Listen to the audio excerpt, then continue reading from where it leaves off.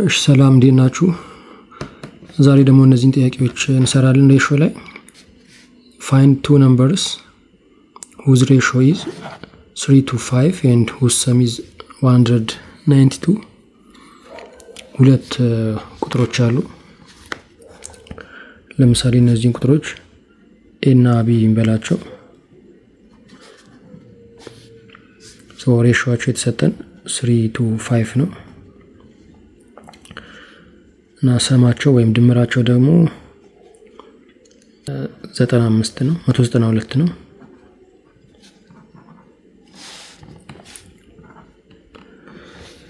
ስለዚህ ሬሾአቸው 3 to 5 ከሆነ a የ3 ብዜት ነው፣ b ደግሞ የ5 ብዜት ነው ማለት ነው። ስለዚህ እንደዚህ አድርገን መጻፍ እንችላለን። a ሲደመር b ያለውን ማለት ነው። a የ3 ብዜት ነው 3x ብለን ማስቀመጥ እንችላለን። ሲደመር b ማለት ደግሞ የ5 ብዜት ነው። ስለዚህ ሁለቱ ድምር 192 ነው ማለት ነው። x የምንለው እዚህ ጋር የፖዚቲቭ ኢንቲጀር ነው። x is ፖዚቲቭ ኢንቲጀር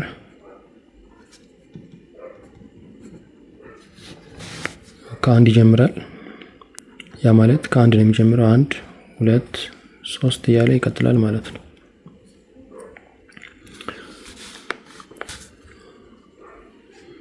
so 3x plus 5x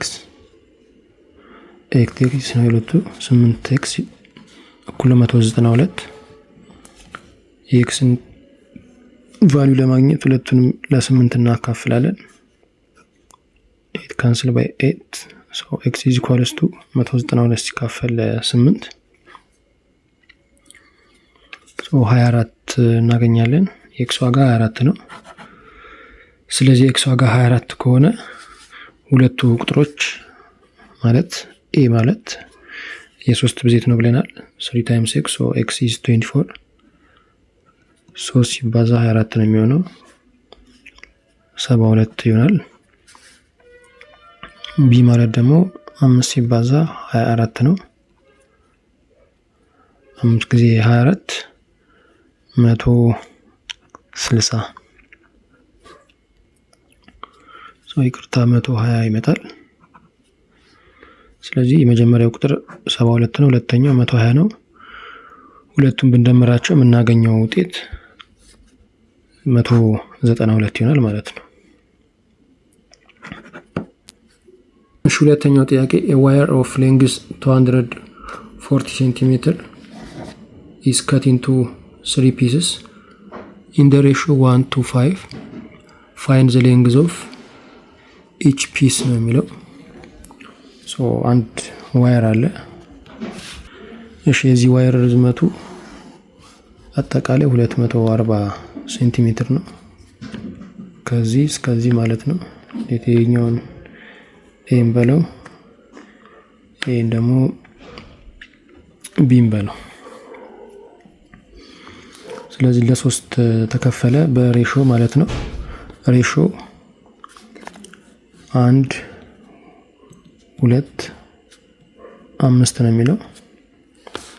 በዚህ ሬሾ ነው የተከፈለው። ስለዚህ የመጀመሪያው ርዝመት የአንድ ብዜት ስለሚሆን አጭር ነው የሚሆነው።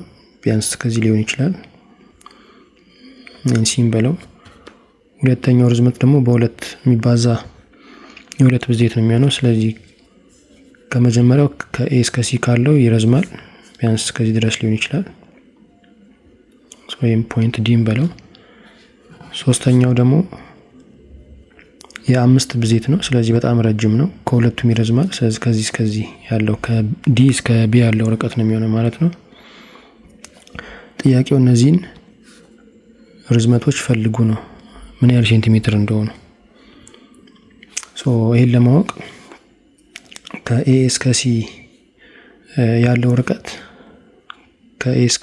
ርቀት የአንድ ብዜት ነው። ስለዚህ 1x እንላለን። x ቀደም እንዳልነው የፖዚቲቭ ኢንቲጀር አድርገን መውሰድ እንችላለን። ላይክ ከአንድ እስከ ኢንፊኒቲ ማለት ነው። ከሲ እስከ ዲ ያለው ደግሞ የሁለት ብዜት ነው። ሬሾ 2 ስለሆነ ማለት ነው። ከዲ እስከ ቢ ያለው ደግሞ የአምስት ብዜት ነው ብለናል። ሶ ከዲ እስከ ቢ ያለው 5x ነው።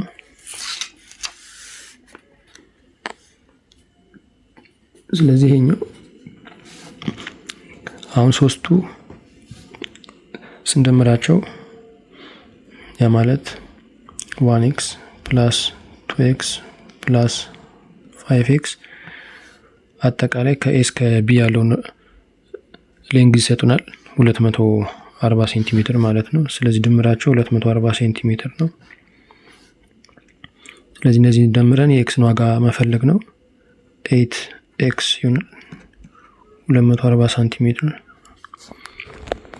የኤክስ ዋጋ ሁለቱን ለ8 ማካፈል ነው። ስለዚህ ኤክስ 3 ነው 30 ሴንቲሜትር ይሆናል ማለት ነው። ስለዚህ ኤክስ 30 ሴንቲሜትር ከሆነ እያንዳንዳቸው ርቀታቸውን ለማወቅ በአንድ ነው የምናባዛው ከኤ እስከ ሲ ያለውን። ስለዚህ አንድ ጊዜ 30 ሴንቲሜትር ይሆናል ማለት ነው። ከሲ እስከ ዲ ያለው ለማወቅ ደግሞ በሁለት ነው የምናበዛው። ሁለት ጊዜ 30 ሴንቲሜትር 60 ሴንቲሜትር ይሆናል። ከዲ እስከ ቢ ያለውን ርቀት ለማወቅ ደግሞ በአምስት ነው የምናበዛው። 5 ጊዜ 30 150 ሴንቲሜትር ይሆናል።